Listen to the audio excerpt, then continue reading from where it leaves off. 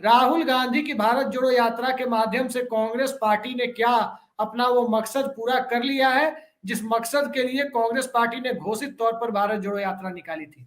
और इसी के साथ जुड़ा हुआ दूसरा सवाल ये भी है कि क्या भारत जोड़ो यात्रा, जिसे कांग्रेस पार्टी ने प्रारंभिक दौर में अराजनीतिक यात्रा तक माना था, उस अराजनीतिक यात्रा ने क्या राजनीति की एक नई बिसात बिछाने की जमीन तैयार करने का भी काम किया है? अभिषेक, जो यात्रा का घोषित उद्देश्य था, यूं कहा जाए कि 3,940 या 960 किलोमीटर जो भी आज पूरे हुए हैं, उस उद्देश्य में तो वो सफल रही है। ये माना जा सकता है कि भाईचारे और प्रेम का जो संदेश राहुल गांधी देना चाहते थे, तो प्राथमिक तौर पर संदेश तो चला गया है जनता के बीच में। लेकिन जो अघोषित उद्देश्य होता है हर राजनीतिक दल का, हर राजनीतिक व्यक्ति का, वो अंततः सत्ता का संधान ही है, राजनीतिक लक्ष्य को प्राप्त करना ही है। उस उद्देश्य में ये यात्रा राहुल गांधी के और कांग्रेस के पक्ष में कितनी कारगर साबित होगी, अभिषेक, इसका इंतजार करने के लिए कम से कम 2023 के 10 राज्यों के चुनाव और 24 के लोकसभा चुनाव तक इंतजार करना होगा। लेकिन यह जरूर माना जा सकता है कि भारतीय जनता पार्टी ने पहले दिन से, जब यात्रा शुरू हुई कन्याकुमारी से, उस दिन से इस यात्रा के खिलाफ जितने भी प्रयास किए, इस यात्रा को बदनाम करने की जितनी भी कोशिशें की, वे सब पहले दिन से आखिरी दिन तक बूमरैंग होती रही। उलटकर वो वार भारतीय जनता पार्टी, राष्ट्रीय स्वयंसेवक संघ, उनके पूरे आईटी सेल, उनकी व्हाट्सएप यूनिवर्सिटी की छाती पर शूल की तरह गड़ता रहा। कुल मिलाकर अगर हम अभी इस प्राथमिक चरण में, चूंकि आपने अपने इंट्रो में कहा कि पहला चरण पूरा हो गया है, यानी उसमें यह संदेश कहीं ना कहीं छुपा हुआ है कि राहुल गांधी एक यात्रा और पूर्व से पश्चिम या पश्चिम से पूर्व जरूर निकालेंगे। हम अगर इस यात्रा के इस पायदान पर कि वे लाल चौक में कल तिरंगा सफलता पूर्वक फहरा सके और आज जो बहुत बड़ा जलसा समापन के रूप में हुआ, तो मुझे लगता है कि भारतीय जनता पार्टी के सामने ये जो विकल्पहीनता की चुनौती थी, ये बीजेपी के लिए इससे ज्यादा चुनौती देश के सामने थी कि नरेंद्र मोदी और बीजेपी का कोई विकल्प दिखाई नहीं देता था। राहुल गांधी व्यक्तिगत रूप से अब इस यात्रा के बाद कम से कम कांग्रेस के एक छत्र नेता के रूप में स्थापित हो गए। पार्टी का अध्यक्ष कोई भी हो, मैंने 10 अगस्त को यात्रा के कुछ दिनों बाद लिखा था, आज मैं उस अंतिम दिन 30 जनवरी को उस जुमले को दोहराना चाहता हूं कि राहुल गांधी भारतीय राष्ट्रीय कांग्रेस के सरसंघ चालक बन गए हैं आज की तारीख में। सरसंघ चालक शब्द पर कुछ लोगों को आपत्ति होती, लेकिन मैं उसको प्रतीक के रूप में लेना चाहता हूं कि जिस तरह भारतीय जनता पार्टी में एक सुप्रीम पावर संघ का सुप्रीमो होता है, सरसंघ चालक होता है, मोहन भागवत है, इसी तरह कांग्रेस में अध्यक्ष भले ही मल्लिकार्जुन खड़गे हों, राहुल गांधी निर्विवाद रूप से, निष्कंटक रूप से अब भारतीय राष्ट्रीय कांग्रेस के सरसंघ चालक हो गए हैं आज की तारीख में। इसे वे वोटों में कितना तब्दील कर पाते हैं, इसकी परीक्षा होना अभी बाकी है। अभिषेक, इंतजार करना होगा। अभी 3 राज्यों के चुनाव हैं पूर्वोत्तर में, राहुल गांधी क्या करिश्मा दिखाते हैं। उसके बाद कर्नाटक है, नवंबर में मध्य प्रदेश, छत्तीसगढ़, राजस्थान है। कह रहे हैं सरसंचालक तो कहते हैं कि आरक्षण की समीक्षा होनी चाहिए, और आप जिनको कांग्रेस का सरसंचालक बता रहे हैं, उदयपुर चिंतन शिविर में वो कहते हैं जाति जनगणना की मांग का समर्थन करते हैं, आरक्षण का समर्थन करते हैं। अभिषेक, ये बेमानी बात है। मैंने सिर्फ प्रतीक के रूप में बात कही है कि सरसंघ चालक यानी सुप्रीम अथॉरिटी हो गए हैं कांग्रेस के। मोहन भागवत और राहुल गांधी के विचारों में जमीन आसमान का फर्क है। मोहन भागवत तो आज भी 21वीं सदी के इस दूसरी दहाई में औरत को चौके और चूल्हे तक सीमित रखना चाहते हैं। मोहन भागवत तो आज भी मनुस्मृति को लागू करके हिंदू राष्ट्र बनाना चाहते हैं। राहुल गांधी आधुनिक विचारों के पढ़े लिखे आदमी हैं, उनसे इस बात की तुलना नहीं हो सकती। मेरा प्रतीक, मेरा जो जुमला है वो इस बात को लेकर है कि कांग्रेस का निर्वाचित अध्यक्ष कोई भी हो, अब आज की तारीख में 30 जनवरी 2023 को राहुल गांधी निर्विवाद और सर्वमान्य नेता कांग्रेस के हो गए और विपक्ष की भविष्य की राजनीति के लिए भी एक महत्वपूर्ण केंद्र होंगे राहुल गांधी। अब राहुल और कांग्रेस के बिना न तो किसी तरह का विपक्ष की एकता का कोई राग अलापा जा सकेगा, न कोई ढीला ढाला गठबंधन अब विपक्ष का होगा 2024 के आम चुनाव के लिए।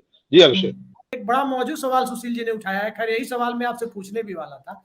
एक सवाल का जवाब इन्होंने नहीं दिया, वो मैं आपसे लेना चाहूंगा लेकिन उसके साथ साथ जो दूसरा सवाल है कि दिग्विजय सिंह ने एक बात कही, उस सेना पर तो कहीं से सवाल नहीं था, सवाल तो सीधे सीधे सरकार के ऊपर था ना, क्रेडिट सरकार ले रही थी।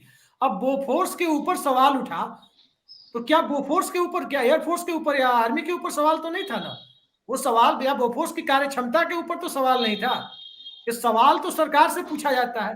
तो किसी भी मामले को सीधे सीधे सेना से जोड़ देना, ये सत्ता पक्ष की आज की रणनीति है, वो अपना एक खोल में घुस जाती है, वो अलग बात है।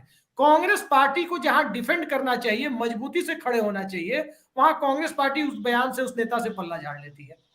एक अभिषेक जी, सामान्य पार्टी है, ये ऐसा क्यों होता है? मैं इसका सीधा जवाब देता हूं अभिषेक। जो बहुत प्रचलित कथन है कि राष्ट्रवाद मक्कारों की अंतिम शरण स्थली होता है, वो भारतीय जनता पार्टी हर बार साबित करती है, क्योंकि वो अपनी नाकामियों को छुपाने के लिए राष्ट्रवाद के तंबू के नीचे जाकर छुप जाती है। मैं बहुत स्पष्ट सुशील जी ये कहना चाहता हूं कि दिग्विजय सिंह ने कोई आपत्तिजनक बयान नहीं दिया, भारत की सेना पर कोई प्रश्न चिन्ह नहीं लगाया, न सेना के पराक्रम पर। मैं सर पूरी बात कर लूं, एक मिनट बस। उसके बाद फिर अगले दिन राहुल जी ने क्यों खंडन किया कि ये दिग्विजय सिंह का व्यक्तिगत बयान है? उसका जवाब भी दूंगा सर, उसका जवाब भी दूंगा। पहले मैं दिग्विजय सिंह के बयान की थोड़ी सी मीमांसा कर लें।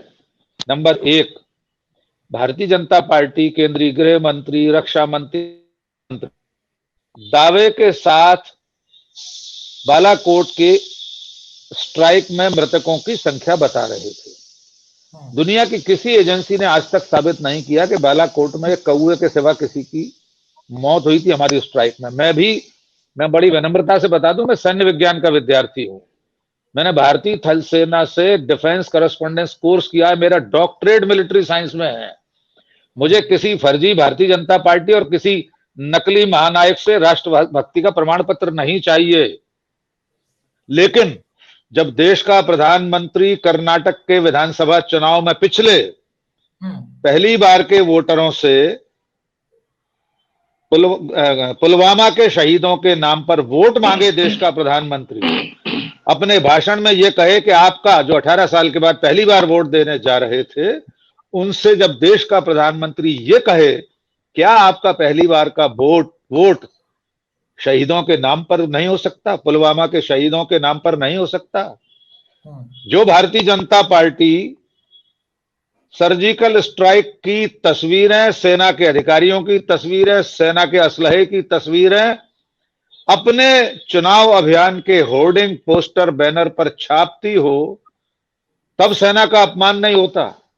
उस भारतीय जनता पार्टी से अगर यह सवाल पूछा जाए कि इतनी बड़ी विफलता पर वो आरडीएक्स इतने भीतर तक कैसे चला आया, सीआरपीएफ के जवानों का जो मूवमेंट हवा में से होना था उसे जमीन पर जाने की इजाजत किसने दी, भारत के एक सामान्य नागरिक के नाते यह सवाल पूछना भारत की सेना पर आक्षेप लगाना नहीं है। यही सवाल तो सुशील जी आपके प्रश्न पर आ रहा हूं, मैं उसी पर आ रहा हूं। सुशील जी ने कहा राहुल गांधी ने क्यों उसकी आलोचना कर दी, उस बयान से अपने आप को परे क्यों दिखाया। असल में इस वक्त राष्ट्रवाद का जो बुखार आया हुआ है इस देश में, बुखार चढ़ाया है उन लोगों ने जिनका कोई योगदान देश की आजादी में और देश के नवनिर्माण में नहीं रहा।